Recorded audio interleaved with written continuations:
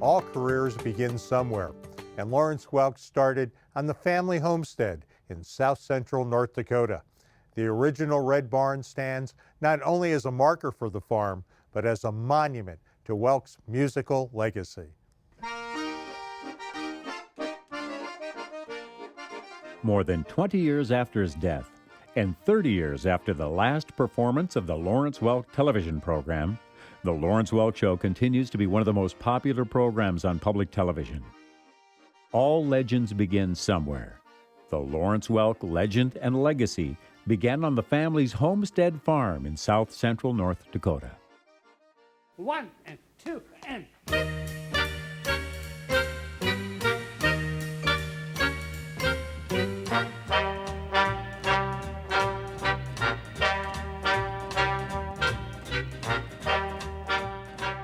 The Welk place is unique but a very common farmstead, as I've seen it in my lifetime. We drive down 83 and then there's a turnoff and it's a gravel road. You drive down the gravel and then you have to take this pathway up to the farm. It's nestled in this little island right on Baumgartner Lake. First thing you see is the barn because it's red and it's the biggest building there. What a beautiful audience we have this evening. The Welk barn is pretty much a typical prairie barn.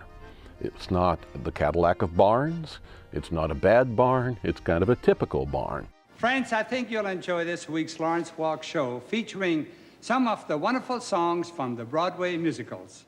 It's not a real big building, but functional. It has a hay loft where you'd put some hay, and in the wintertime you'd have to feed the cattle, so that was a good place to have it, and a good place for the cats to have their kittens up there and things like that.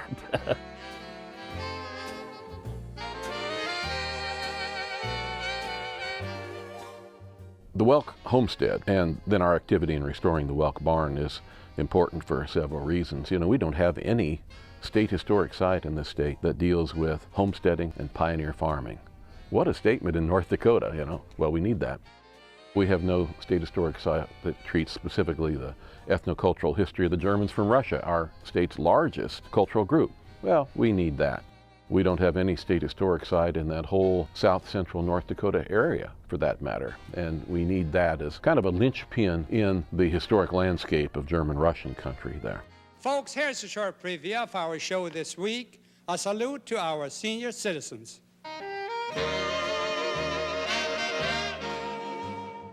Most of the buildings are in very good shape. There will be some work done on the barn. There's a story to be told there, and I'd hate to lose that structure. So that is probably our biggest challenge. But we want to, put it together so people can actually go in and see things. Fundamentally, the barn looked pretty good, but it had become unsafe. When we started going in to do the repair work on it, we found that there were some joists that weren't tied to the studs, and I began to get a little nervous at that point. So we took particular care as we were disassembling the loft decking, for instance, to only do a little bit at a time and put it back. Let's keep this thing holding together while we're working on it. It's not unsafe anymore.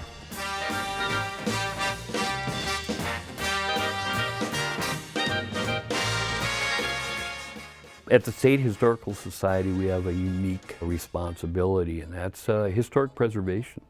And we take that seriously. I mean, we preserve artifacts and items and pictures and people that people have owned, but preservation of buildings and structures, which are important to understanding North Dakota, is one thing that we really focus on. And the Welk Homestead provides us with an opportunity to do that. Good night, sleep tight, and pleasant dreams to you. Here's a wish and a prayer that every dream comes true. And now till we meet again, adios, au revoir, auf Wiedersehen. Good night. Prairie Mosaic is funded by the Minnesota Arts and Cultural Heritage Fund with money from the vote of the people of Minnesota on November 4th, 2008. The North Dakota Council on the Arts, and by the members of Prairie Public.